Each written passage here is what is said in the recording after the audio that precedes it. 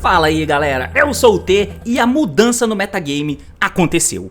Surgiu uma nova coisa, uma nova variável nessa equação chamada metagame que muda tudo, que é os Tenpai Dragons, tá? Os Tenpai Dragon que vem agora nessa nova coleção de LED, Legacy of Destruction, que já está legal e disponível para você poder usar. Inclusive eu tô fazendo uma série comentando sobre alguns decks dessa coleção, dá uma olhada nesse card aí em cima, pra gente poder entender um pouquinho das nuances e mudanças no formato e só pra comentar, às vezes, sobre algumas coisas novas que tá vindo na nova coleção. O Tenpai Dragon é, de longe, a mais impactante que vem nessa coleção, tá? O Tenpai Dragon tá vindo sendo uma proposta de ser um deck barato, porque as cartas vieram com raridades baixas e, maluco, esse deck impacta muita coisa. Eu já fiz um vídeo comentando sobre o impacto do Tenpai lá no OCG, que você pode me acompanhar falando sobre aqui em cima, e que depois de um tempo ele sumiu e não tem mais tanta representatividade. O ponto é, ele é um deck que muda bastante coisa no formato. Hoje vamos comentar sobre esse deck que tem muita coisa pra gente falar sobre ele. O ICS está chegando e o Tenpai é uma opção que você pode usar ou, no mínimo, enfrentar. Então fica ligado porque o assunto é esse, partiu, então vamos lá! E bem, meus amigos, então aqui na tela eu devia ter colocado já o filtro certinho aqui, né? Só tenho que procurar certinho. Beleza, já tá com o filtro certo na verdade. Bom, então aqui tem um esboço de decklist de um Tenpai, tá? Não é decklist de torneio nem nada do tipo, é só um esboço de uma decklist que eu coloquei aqui. Então, o Tenpai Dragon, eu já tenho um vídeo aqui no canal comentando algumas coisas sobre ele. E muito do que eu acho sobre tá aqui em cima. Ele é a coisa muito impactante e que vai mudar dinâmicas no jogo. A existência do Tenpai muda dinâmicas de como você faz deck build, de como você joga o formato atual, tá ligado? E entenda que ele pode ser sim muito frustrante, porque ele tem muitos aspectos deficientes, mas impactante ele é, e ele vai mudar tudo, o que não necessariamente é uma coisa boa. Eu posso mostrar minha rola aqui pra você num vídeo e isso vai ser impactante. Agora, vai ser bom? Não. Meu canal vai ser derrubado e vocês vão rir de mim, porque vocês vão ver que é minúsculo. Mas ainda assim vai ser impactante. O Tenpai tem meio que esses moldes, tá ligado? Então, vamos comentar um pouquinho sobre esse deck. Só voltando e recapitulando e falando tudo de novo, mesmo já tendo falado nesse vídeo aqui em cima, o Tenpai Dragon basicamente é um deck moldado com monstros dragões de fogo, totalmente focado em fazer jogadas de synchros. E a principal parada em volta do deck é matar os amiguinhos. De maneira muito resumida, ele tem aqui um Tanner na engine, que é esse dragão vermelho, eu vou chamar esse de dragão branco, dragão vermelho, dragão verde, tá? O dragão vermelho, ele é o principal, porque ele é Tanner, esses outros dois não são Tanners, tá? Então tudo gira em volta desse amigão aqui.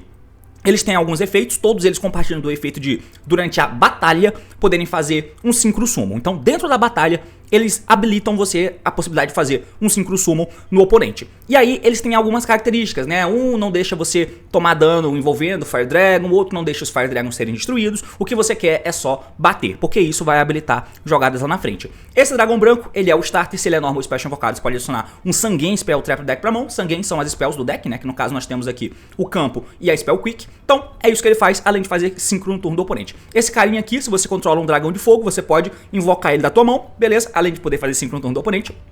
E esse cara aqui, quando ele é invocado, ou então dentro da batalha, você pode dar o efeito e trazer um dragão de fogo de nível 4 ou menor do cemitério pro campo, além de poder fazer Synchro no turno do oponente. Então todos eles podem fazer, você pode fazer 3 Synchros no turno do oponente, um com cada um deles, porque eles têm esse efeito. O Blaster tá aqui porque você pode usar o Gold Sarcófago, né? Sarcófago bane o Blaster do deck, e o Blaster, quando é banido, ele pode pegar qualquer Fire Dragon do deck pra tua mão. Então é uma pecinha a mais de starter.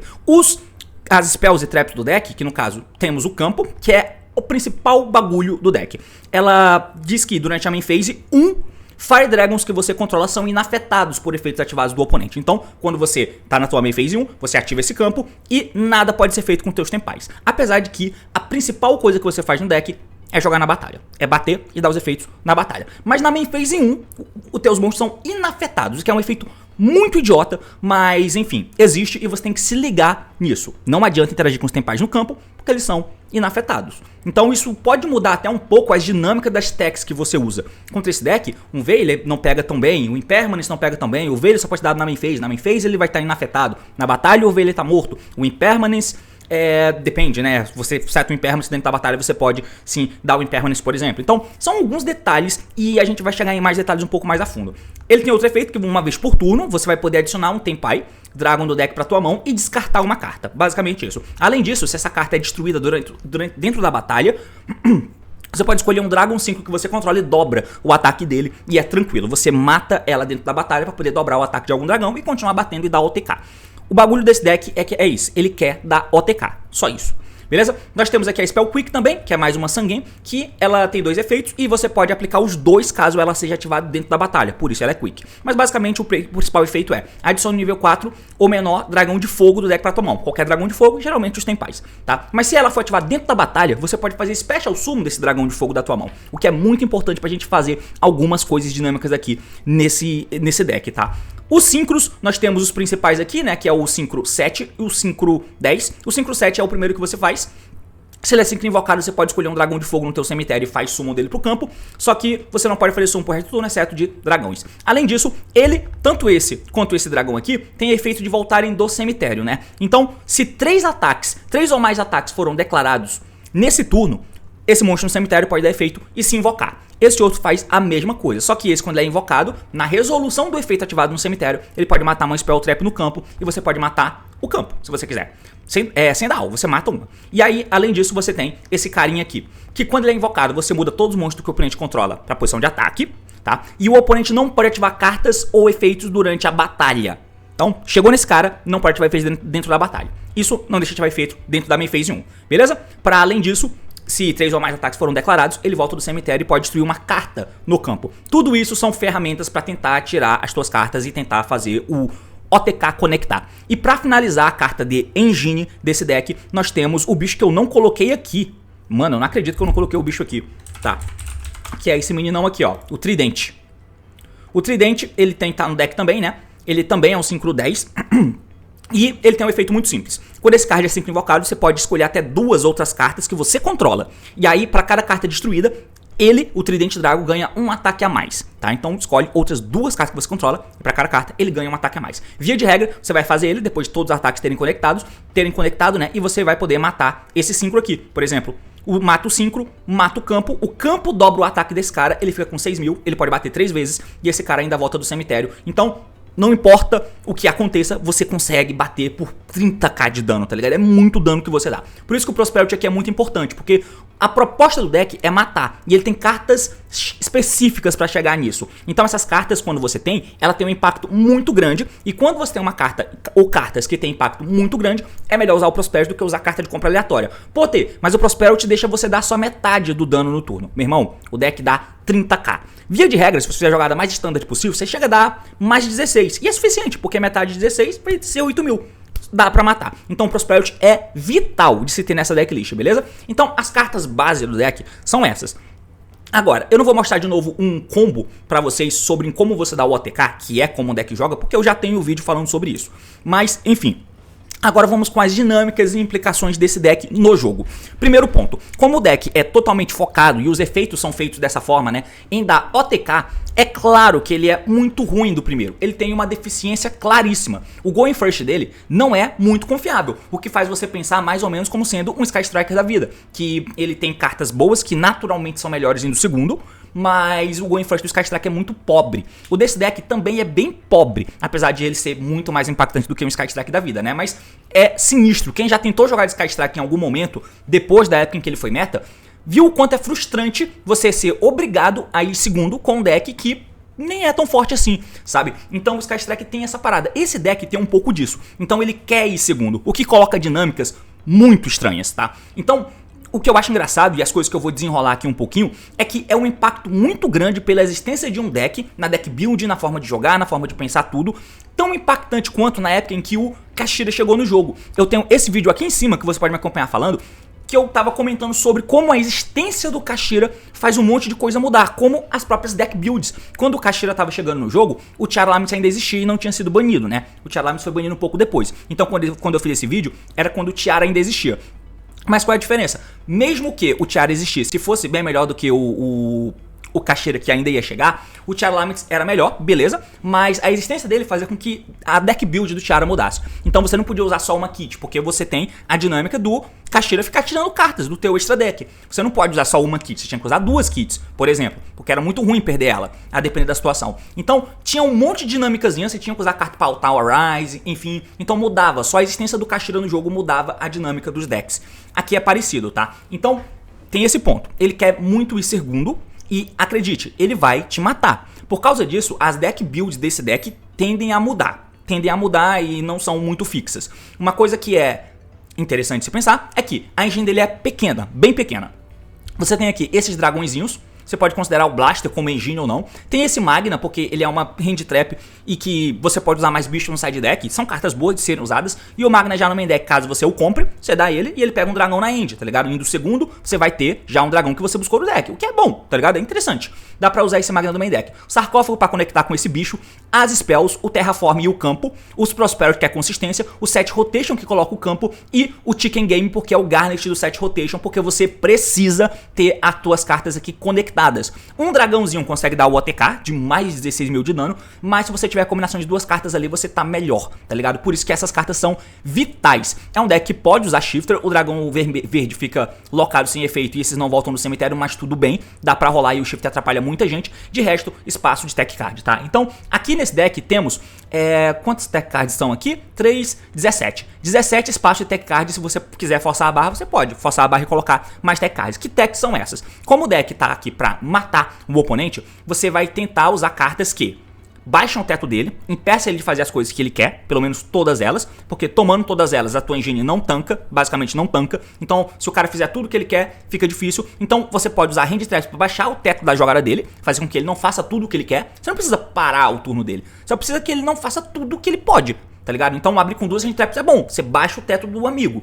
E aí, quem sabe a tua engine consegue quebrar, porque o campo deixa inafetado e tem um monte de vertente de coisas que podem acontecer. Outra abordagem que pode ser feita é você usar cartas de Going Second, tá? Então você usa umas cartas Hard Second, tipo, que, obviamente não Evil, né? Porque comentou a batalha, mas você pode usar uns Life Storm, Raps Feather, Mind Control, TTT, esse tipo de coisa, tá ligado? Pra você ir ativando e forçando as coisas do cara até que eventualmente ele fique com pouquíssimo recurso ali no campo e você saia batendo nele. Tende a não ser uma abordagem muito legal de você fazer um deck full second, tá ligado? Mas, enfim, eu acho que é melhor fazer uma abordagem meio mista, assim. Você pode meter umas cartas seconds, mas eu prefiro a abordagem de hand traps, até porque ela te ajuda indo um pouquinho primeiro também. Mas, beleza. E qual é outro fator muito zoado que tem quando você vai usar esse deck? Seguinte, como ele quer jogar indo segundo, e você tá no game 1, quando você rola a moeda, você quer perder a moeda, porque você não quer ganhar no dado e mandar o oponente começar, porque ele sabe que você tá de tempo se isso acontecer. Então, torce pra ele ganhar no dado, ele ganha no dado, ele escolhe começar e você vai segundo. Opa, eu tô onde eu quero. Vamos supor que tudo deu certo e eu matei o oponente nesse meu game 1, matei ele. Vou pro game 2, o oponente escolhe começar. E agora? O que ele vai fazer? Ele vai escolher ir primeiro, ou ele vai me mandar indo primeiro, porque o meu deck é deficiente indo primeiro. Nesse ponto de vista, a maioria das pessoas estão migrando para uma parada de, ok, ganhei o game 1, por exemplo, o oponente vai escolher quem começa, ele vai me mandar começar. Então ele vai colocar algumas cartas específicas para esse contexto, mas ele sabe que o meu deck é fraco indo primeiro. Então o que eu vou fazer? Eu vou colocar techs que fazem o meu Going First ser forte. E o Going First ser forte está envolvido como, por exemplo, uma carta tipo essa, o Hit Wave. O Hit Wave é uma carta que você ativa durante o começo da tua main phase 1, e aí nenhum jogador pode normal ou special summon um monstro de efeito, até a tua próxima draw phase. Ativando isso aqui, o cara não vai poder fazer summon de monstros, você também não, você ativa ela, passa, o cara não pode fazer summon, volta pra você, o campo dele tá limpo, você bate nele. Ele vai ter um bicho setado no máximo, você bate nele, você ganha, tá? Então o Hit Wave é uma parada dessa. Mas são poucos Hit Waves, né? Você tem 3 Hit Waves no deck, os Prosperity pra tentar encontrar, é pouca coisa, pouquíssima coisa. Vale a pena? Tá ligado? Não sei. Você pode colocar algumas Floodgates, você pode colocar cartas nesse sentido, que são Hard First. O que vai alinhar se o oponente te mandar começar. Porque se ele querer ir primeiro, ele tem alguns motivos pra isso. Como que ele vai querer ir primeiro? Se ele sabe que o meu deck de Tenpai quer ir segundo. Simples. Se eu ganhei o game 1, o cara escolhe. Ele vai achar, ou ele sabe, que você de Tenpai vai fazer o teu deck altamente orientado ao first. Então, teu side deck vai ser feito dessa maneira. Ele faz o deck dele pra ir first também e escolhe ir primeiro. Nesse caso, você fez um side deck pra ir primeiro e o cara escolheu começar. E você tá com side deck de cartas pra ir primeiro.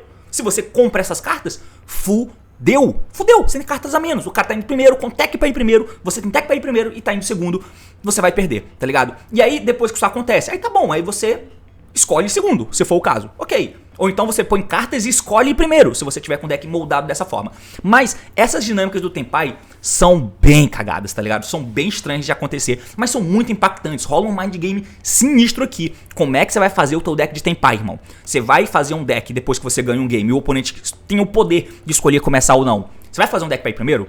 Por isso que eu acho que essa abordagemzinha aqui com mais hand traps e cartas de versatilidade, eu acho que é melhor. Porque mesmo que o cara te mande primeiro, você tem algo a se fazer, tá? Então, esse é o grande fator. Isso muda muita coisa, cara. Esse deck é bizarramente impactante. E esse aqui é um dos bagulhos que põe um terror psicológico na cabeça de todo mundo. Inclusive, do próprio jogador que tá jogando com esse deck. Que não sabe o que vai acontecer. Se você sair de a hard first e não começar, é muito merda. Sem falar que o fato desse deck ter uma estratégia tão clara e linear faz com que ele seja altamente hateado, né? Muito simples de hatear ele, porque ele é um deck que tem que ser respeitado. Ao mesmo tempo, ele não é bom o suficiente para poder passar por cima desse respeito que ele vai receber de todo mundo. Diferente do Kashira, que até no começo do formato, quando o Kashira lançou, eu até achava que ele não tinha bala na agulha para continuar sendo o deck relevante. Ele se mostrou ser, por exemplo, tá? Mas o Tenpai não creio. Então, a partir do momento em que você sabe da existência desse deck e você sabe que essa carta não te deixa dar hand trap nos bichos no campo, nos dragões no campo, então algumas techs tendem a sair do deck, né? O draw não é tão bom nessa matchup, você pode colocar, vai pegar aqui, enfim. Mas, enfim, o Veiler, Imperma, Morne, esse tipo de carta não pega direito. Qual carta que vai ser muito útil? Essa carta aqui, o Nibiru, é uma merda. O cara não vai fazer mais de 5 summon na main phase 1 e se fizer, o campo deixa inafetado. Entrou na batalha, o Nibiru tá morto. O Ogre é uma carta importante, porque ele pega os bichos, né? Ele pega os bichos que tentam fazer synchro e, enfim, se o cara tiver dois, não adianta muito, né? Porque um dá efeito, o outro também, mas pelo menos você comeu alguns. Nem sempre ele vai ter os três pra poder dar efeito, tá ligado? O Ogre também pega o campo e tirar o campo com o efeito de buscada faz com que o cara não busque e ao mesmo tempo não tenha um campo pra deixar outros monstros inafetados. Então o Ogre é muito importante. Por isso que maximizar os two card plays te ajudam a ter o campo, que você ativa e deixa o efeito contínuo dele lá, mas não usa o efeito de buscada pra jogar em volta de um potencial ogre, por exemplo. É uma possibilidade, porque aí os teus bichos só ficam inafetados. Se você puder jogar sem dar o efeito do campo, jogue, tá? Jogue. Não dê o efeito do campo de bobeira pra deixar os teus monstros inafetados e poder fazer coisas durante a main phase 1. É bem mais interessante. E aí deixa o campo lá só pra deixar os monstros inafetados e matar durante a batalha. É isso. Tá? Então tem dinâmicas e dinâmicas e dinâmicas. Algumas techs podem cair de produtividade a depender do uso do Tenpai Dragon, tá? Então ele molda o formato a esse ponto. E agora, outra coisa também que é importante. Como o Tenpai é um deck que tem espaço de muita tech e muita hand trap será usada, é fácil de você usar algumas cartas que pegam muito forte esse deck, como por exemplo o TTT. O TTT fake, ele pega forte o deck, forte. Por quê? Você ativa ele e você pode setar uma trap normal do deck. Então mesmo que o cara te dê uma hand trapzinha lá, ou então ele te deu duas, você tentou jogar, tomou duas hand trap, e eu não vou construir a play inteira, o cara vai me matar. TTT fake, seta uma floodgate do deck. Podendo ser de barrier, declara synchro, e aí amigo, o que você vai fazer? Por isso que algumas cartas como essas aqui podem ser interessantes para você tentar fazer jogada de OTK, mesmo tomando um de barrier da vida, que você vai tomar, tá? Vai tomar. TTT pegando de barrier, ou eu já vi gente usando essa carta aqui, ó. Você conhece essa carta, mano? O efeito é muito simples. Seu oponente não pode declarar ataque nesse turno. Não pode declarar ataque nesse turno. Pois é. Você dá isso aqui no Tenpai. Ele usa um monte de hand trap, ele vai te dar hand trap pra te parar, pra baixar o teto da tua jogada. TT fake, seta isso ou seta isso. Como que ele te mata? Não mata. E se ele não mata, ele é um deck medíocre, tá? Então tem essas paradas em volta do deck. Mas... e aí, cara, é só isso? Esse deck é um deficiente indo primeiro, ele é bom indo segundo. Um ponto que é importante frisar também aqui sobre ele, e depois de 18 minutos, é que eu lembrei de falar isso, eu tinha que ter falado antes, é que ele vem com a proposta de ser o deck barato da coleção, né? Então, nós temos o Snake Eye, o Fire King, que foi lançado no decorrer das coleções, né? Veio primeiro lá em Yagov, depois veio na coleção com o Bonfire no começo do ano, e depois veio o Phantom Nightmare com outras coisas, e tudo muito caro, um monte de coisa diferente, muito cara. Então, o deck de Snake Eye chegou a valer 5 mil reais. Hoje em dia, você pega com uns 2.500, o que não é nada barato, mas você ainda pega por aí.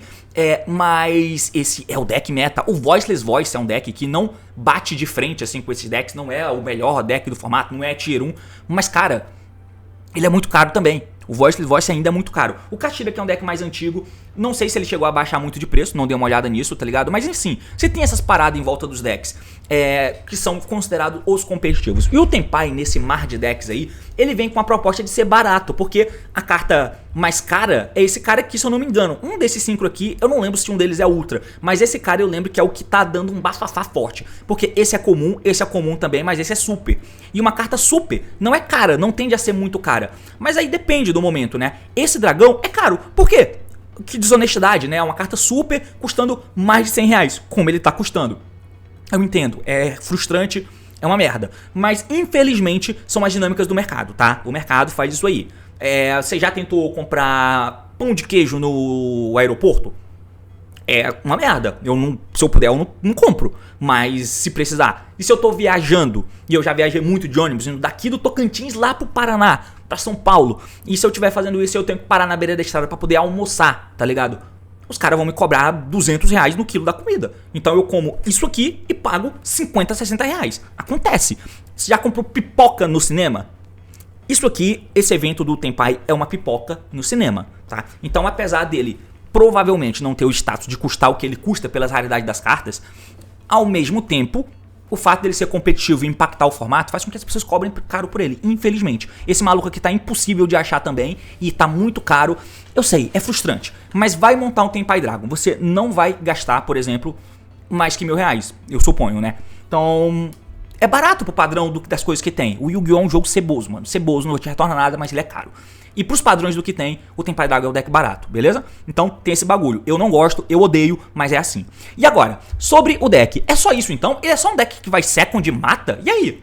Então, tem algumas coisas que você pode fazer. E eu quero te mostrar aqui uma possibilidade que o deck pode fazer indo primeiro. Provavelmente você já viu isso aqui em algum lugar. Você já deve ter visto em algum lugar por aí, inclusive lá no meu canal de jogos comentados. Mas eu vou tentar te mostrar aqui uma parada. Essa mão aqui, por exemplo, que abriu de Veiled, Shifter, Prosperity, Nibiru, 3 Hand Trap, uma Spell que é Starter e um Prosperity que vai tentar buscar uma outra carta. Então, assim, tá uma mão boa, vai. Mas a gente vai reciclar isso. Eu não quero isso aqui na minha mão. A gente vai fazer uma jogada de 2 cartas e meia, porque tem que ter um descarte. Eu tô colocando essas cartas face up aqui pra te mostrar que essa jogada que a gente vai fazer é indo primeiro, já que indo segundo todo mundo já viu que o Tenpai dá mais de 30k de dano, beleza? Então, pra essa jogada aqui, eu preciso de combinações dessas cartas. Isso aqui é Tree Off, isso é Tree Off, isso é Tree Off, isso é Tree Off, isso é One Off, isso é One Off, tá? Então eu preciso de alguma dessas cartas aqui. Eu tenho que ter 2 bichinhos desses pra poder conectar a minha jogada. Então, o Prosperity também pode me ajudar a chegar nele, né? Eu peguei esse Ash porque ele é o descarte. Então, beleza. Eu vou ficar com 2 aqui pra poder mostrar pra vocês mais tranquilamente, né? Então, eu vou fazer jogada de dragão branco e o campo. Beleza, dragão branco e o campo. Ok, vamos entrar aqui na main phase. Ativo o campo, ainda não busquei. Normal summon do Pydra, né? Pra ele tá inafetado, então ele não toma ele nem permanece ou algo do tipo. Para efeito do Pydra, do dragão branco, e pega a spell. Beleza?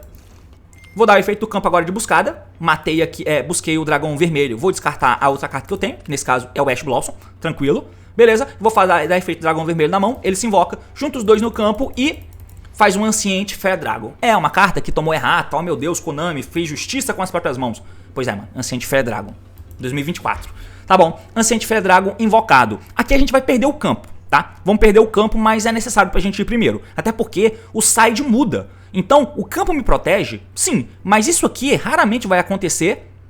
Quer dizer, pode acontecer, indo no Game 1, tá? Porque todo mundo já sabe o deck que você tá usando no torneio. Todo mundo vai saber. Na primeira rodada talvez não, mas se chegar nas rodadas mais na frente, as pessoas vão saber. Então, sentou na mesa, eu tô jogando contra você de Tenpai. Eu te mando começar. Então isso pode acontecer. E as hand traps no main deck não vão ser tão impactadas pelo Tenpai, no máximo ter um Ogre. No side deck você pode esperar algo diferente, tipo o cara não tem permanence, não tem veira ou algo do tipo. Acho que dá pra esperar isso, tá? Mas nesse caso aqui, enfim, vamos fazer a jogada. Fez um Ancient Fair Dragon, ele vai dar efeito, mata o campo e ele pode pegar agora qualquer Field Spell com o nome diferente do deck pra minha mão. E aí aqui eu escolhi pegar o Necrovalley, tá? Então o Going First do deck tem a possibilidade de pegar qualquer Field Spell Floodgate, qualquer uma que você achar que faz sentido no formato. O Necrovalley faz sentido. Então, com o Necrovalley na mão, não vou usar ele ainda, né? Vou meter agora aqui a Kaimen, a spell que me deixa pegar um Tenpai do deck pra mão. Peguei aqui o dragão verde e já dei normal summon. Esse bicho não se invoca na mão, mas o Ancient Fair Dragon tem outro efeito, que pode fazer um summon de nível 4 menor da mão. Então eu trago o dragão verde. Dragão verde invocado, trago um do cemitério, trouxe o Tanner, né? Junto os dois eu vou fazer o 5/7, que é esse cara aqui. Ele busca alguma coisa? Não, mas ele dá efeito e invoca alguém do cemitério e eu preciso desse alguém aqui do lado. Vou juntar esse cara com o Ancient Fair Dragon e fazer um Tzolk'in. O Tzolk'in pede 2 monstros synchro, né, de nível 5 ou maior, contando que seja um Tanner e um não Tanner. Mando eles pro cemitério, faço o Tzolk'in. Então, nível 7 não Tanner, nível 7 Tanner. Tá tudo bem. Beleza, fiz um Tzolk'in, seto o campo que eu busquei com o Ancient Fair Dragon, trigo o Tzolk'in e trago o Crystal Wing do Extra Deck, junto agora os outros 2 e fiz aqui um Seal. Beleza, agora você ativa o Necrovalley, né? Beleza, esse é o final do campo. É uma mesa forte, tá? O Seal aqui, ele me dá follow-up. O Crystal Wing nega efeito de monstro e destrói. E o Necrovalley é uma Floodgatezinha. Então, num deck que não faz nada indo first, tem algo a ser feito going first. Então, é importante que pelo menos você saiba disso. Isso é bom o suficiente? É o melhor que dá pra fazer. Tem uma jogadinha que dá pra você fazer além dessa aqui, que você setupa algo nesse sentido, mas além do Seal, você vai ter um bichinho do lado que eu não lembro exatamente como é, mas... O ponto é, a gente vai ter o Tzolk'in no campo. Você vai passar com o Tzolk'in no campo. Essa aqui é a parada. Então, o Seal vai dar efeito, vai trazer esse cara. Esse cara vai ser invocado, vai dar efeito, vai setar uma spell do deck. E aí a gente vai dar o efeito do bichinho pra poder fazer um synchro. Você vai fazer um synchro e... Deixa eu ver... Isso, e esse synchro que for... nisso, quando você setar a carta com o dragão branco com o Tzolk'in triga e invoca outro dragão, que invoca o Shooting Riser. É assim que você faz. Você invoca o Shooting Riser, e o Shooting Riser no campo vai dar efeito, vai jogar outro dragão, diminui o nível. Aí você vai ter o Shooting Riser, que é um synchro Tanner, e deixa fazer synchro no turno do oponente. E vai ter esse dragão aqui com nível 3, tá? Então, com isso... Ou você não joga nem com Shooting Rise, né? Porque aí você tem um synchro de um monstro 7. Então você pode fazer outro synchro no turno do oponente. Quando tinha Barone, dá pra fazer Barone. Agora não dá mais. Então você pode fazer essa jogada, só que aí você não tem o campo. Ou você pode fazer a jogada desse jeito que eu tô fazendo aqui. Que você vai ter essa endboard, tá? Então é algo útil. No turno do oponente, o Seal vai dar efeito e vai voltar alguém pra mão. O Seal pode dar efeito e trazer um Magna do deck. O Magna vai dar efeito e vai pegar um Tempai na end. Então, beleza, a minha jogada tem follow-up, tá? Então, esse é o bagulho. É uma coisa que dá pra fazer. É o melhor? Não, mas dá pra fazer.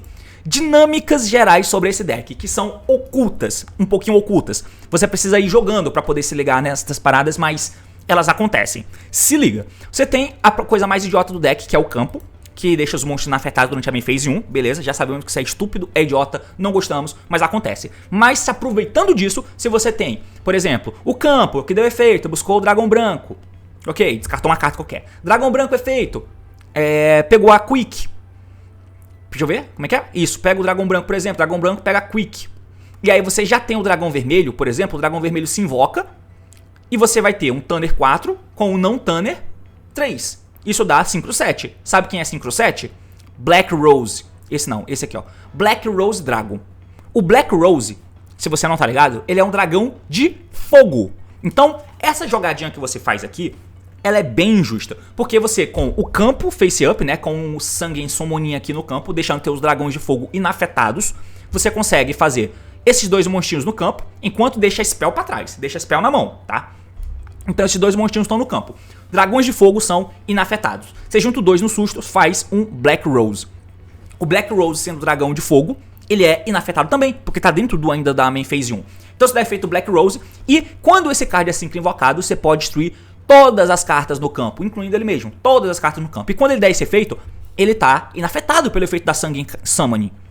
Então todo mundo morre. Passei meu turno? Não. Eu entro na batalha. E na batalha eu dou o efeito da Kaimen, e aí busco um Tempai e invoco ele, porque eu ativei lá dentro da batalha. Então agora eu invoco o dragão vermelho e pronto. Eu tenho uma jogada de OTK com o dragão vermelho no campo, batendo, trazendo um do deck, e você faz as suas jogadas desse jeito. Dá OTK. Isso aqui é bem justo, porque essa spell te deixa local o oponente. Você não pode interagir com as cartas dele, o que é muito ruim pro jogo de forma geral. Mas dá pra fazer, você pode toma cuidado. Outra coisa também que rola é você fazer um Metal Burst, um Odd Eyes Metal Burst aqui. Por que ele é interessante? Porque ele tem o efeito de fazer Special Summon da Pendulum Zone, mas não é o ponto aqui. É que ele tem um efeito aleatório.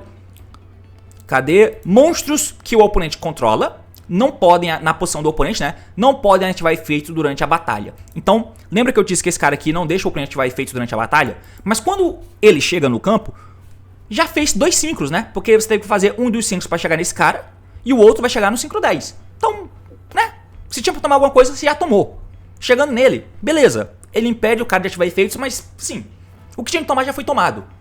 Agora, o Metal Burst, você pode entrar na batalha com ele. Então, e ele é um dragão de fogo, tá? Então na main phase 1, monstros inafetados, por causa do campo. Fiz um Metal Burst e tem um dragão do lado, o vermelho de preferência, né? Ok. agora eu consigo praticar o futebol. Agora eu consigo praticar o futebol porque eu vou bater no cara, ele não pode ativar efeito por causa do Metal Burst que tá lá, não pode ativar efeito de monstros, e eu vou conectar o OTK igual, tá? Então, tem essas nuancezinhas, tá ligado? Tem essas paradas, mas percebe o quanto de impacto esse deck tem? Além dele ter os tricks internos dele, beleza? Ele é muito forte indo segundo, ele tem espaço pra usar muita tech card, você conecta o OTK assim, com pouquíssimas cartas, e você dá OTK dentro do Prosperity, o Prosperity ajuda a chegar às cartas que conectam o teu OTK, tem muita coisa boa aqui, tá? E ele é muito ruim indo first, sabemos disso. Promove as dinâmicas de mind games, você vai primeiro ou vai segundo, como vai ser o teu deck build? Hard second você pode dar e estourar o amiguinho, mas se o cara te manda começar, você tá na merda, não é bom fazer isso. Então essas vertentes de hand trap te ajudam até, se o cara já sabe que o teu deck é Tenpai e você entra na mesa pra pegar contigo e ganha no dado, ele vai mandar você começar, e mandando você começar com um main deck com um monte de carta hard second, é ruim. Uma carta explosiva como Shifter faz sentido, então esse tipo de coisa vai impactar o formato, mas esteja ciente que você pode tomar essas merdas aqui que faz o seu deck ficar inútil na mesma hora. Usar um hard first tipo Hit Wave não é muito legal, a menos que você escolha começar. Então tem muita camada de complexidade envolvendo esse deck, o que muda o metagame e põe dinâmicas que antes não existiam, o que é interessante. Vale a pena ter o Tenpai Dragon? Cara, eu não sei. Eu acho que não é um deck do meu agrado. E diferente do OCG, que ele chegou, eu suponho, sem muitas expectativas, por isso que ele teve um impacto bom no começo que ele foi lançado, lembremos que Legacy of Destruction lançou no OCG em janeiro desse ano. E quando ele lançou, Phantom Nightmare já tinha sido lançado 4 meses antes, lá no OCG. Então, é de outubro, não sei, é por ali mais ou menos, setembro, outubro, que lançou o Phantom Nightmare pra eles. Então o Phantom Nightmare já tava no jogo, no OCG, em janeiro lançou LED, com os Tenpai. Eu não sei qual tava o hype pra lá com relação a esse deck. O ponto é, ele impactou no começo, depois ele caiu, que é o que tende a acontecer com esse deck. No TCG, tem um fator diferente. Ele tá chegando no TCG como sendo o salvador da pátria. E ainda mais como sendo um deck potencialmente barato, muita gente tá colocando muita expectativa em cima dele.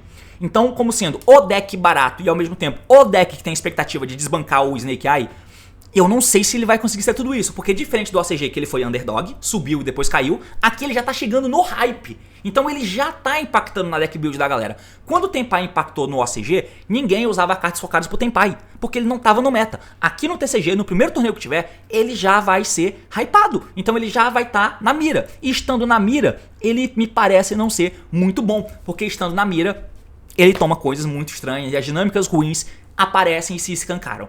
Mas tá aí, mano. É basicamente isso. Valeu, falou e até mais.